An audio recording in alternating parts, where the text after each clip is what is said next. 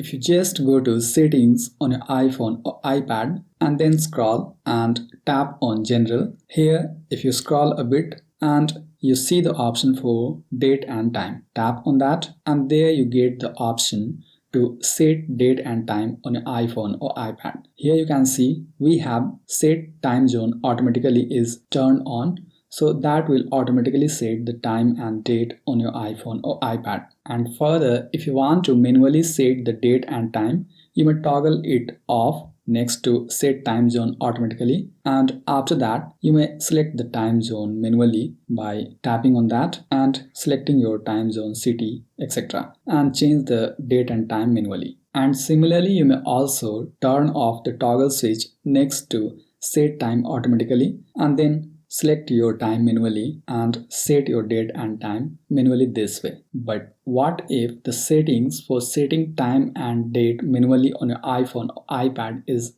grayed out and you are not allowed to set time manually? So how do you fix set date and time settings grayed out on your iPhone or iPad? That's what we are going to learn in today's video. Hey guys, I'm Rahul from Tech Review Pro, and without any further delay, let's learn how to fix set date and time grayed out on an iPhone or iPad. In order to fix date and time settings grayed out on an iPhone or iPad and be able to manually set date and time, what you have to do is, let's first go back and minimize this, and after that we will start from here. So first of all, what you have to do is you have to go to settings, and once you are in settings, here you have to scroll a bit and scroll until you see screen time, and once you see screen time, tap on that and now you are in the screen time settings of your iPhone or iPad. And here in the screen time settings, what you need to do is you need to scroll